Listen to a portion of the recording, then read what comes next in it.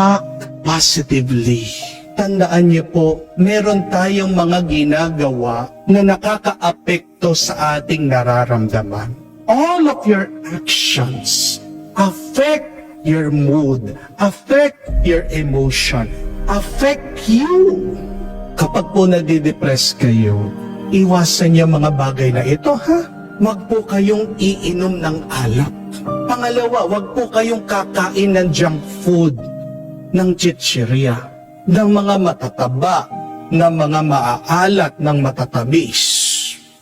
Eat healthy. Wag din po kayong magkukulong mananatili mag-isa sa kwarto. Hindi po nakakatulong yan.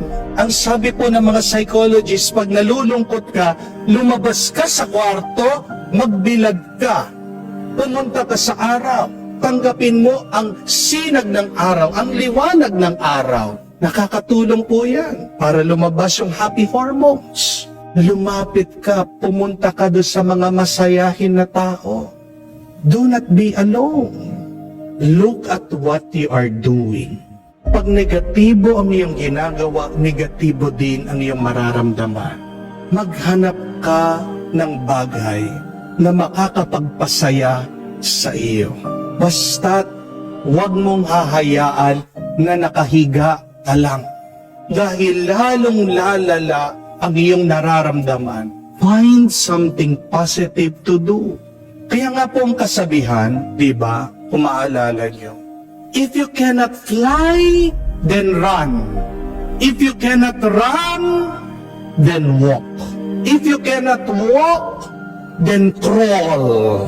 If you cannot crawl, then pray. Palagi meron tayong magagawa. Kung ang huling magagawa mo na lang ay ang magdasal, huwag kang titigil na magdasal. Because if you do nothing, you will receive nothing. Amen?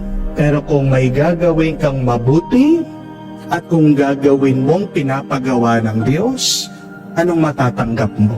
Pagpapalakas, pagpapala galing sa Kanya. When you are depressed, you can do one thing. Pray always. Alam ko po, pag sobrang lungkot mo, ayaw mong tumayo sa kama. Amen? Alam ko po, pag nalulungkot kayo, hindi mo alam po anong gagawin mo. Prayer is our lifeline to God. Kahit na napakapangit ng dasal ni Elijah, tingnan niyo po, pinakinggan ito ng Diyos. Dahil wala naman po yan sa ganda ng dasal eh. Tungkol yan sa katotohanan ng ating dinadasal, ng ating sinasabi sa Diyos. Aanuhin ng Diyos ang inyong dasal kung hindi naman po ito totoo. Amen? If you are sad, if you are depressed, then be truthful. Say it to the Lord. Hindi ka naman huhusgahan ng Panginoon. Pero pagkatapos mong binuhos, sinabi, binuksan lahat sa Diyos, anong kailangan mong gawin? Makinig ka. Tanggapin mo ang mensahe na galing sa Diyos. Diyan tayo nagkukulang. Kasi puro tayo salita ng salita, puro tayo na lang ang nagsasabi, pero nakakalimutan nating makinig sa Diyos. My dear friends, prayer is not a one-way monologue. But prayer is a dialogue with God. Isipin niyo po ito. Kung pupunta po kayo sa doktor, magpapacheck up kayo. Pag nakita kayo ng doktor, tatanungin niya, anong problema? Di ba? Sasabihin natin lahat na masakit sa atin, sa ating katawan. Eh kung kayo pagkatapos mo binanggit, sinabi lahat sa doktor, Dok, ito yung masakit sa akin, Dok, ito yung aking problema. Pagkatapos, iniwanan mo yung doktor. Ang tanong, matutulungan ka ba ng doktor? Mapapagaling ka ba ng manggagamot? Di ba hindi? Yan ang ginagawa natin madalas sa panalangin. Bakit yung mga problema natin hindi nasusolusyonan? Bakit yung mga bigat ng ating buhay hindi gumagaan?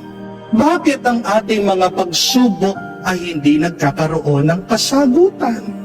Dahil sinasabi natin lahat ng mga problema Pagkatapos agad nating iniiwanan ng Diyos, hindi man natin marinig, hindi man natin tinatanggap yung kanyang turo. My dear friends, pray always. It means, yes, open your heart, open your mind to God, but also be open to what God has to say. At ngayon, sa katahimikan, kung magdadasal ka, ang tanong, ano kaya ang sinasabi ng Diyos sa iyo? Isang gamot yan sa iyong depression, sa iyong lungkot. Marunong ka namang sanang makinig. Dahil ang tatanggapin mo sa Diyos ay ang magpapalakas sa iyo. Malayo ang mararating mo sa tulong niya. Amen? Kung isasama mo ang Diyos sa lahat ng iyong gagawin, mawawala ang iyong lungkot, ang iyong depression.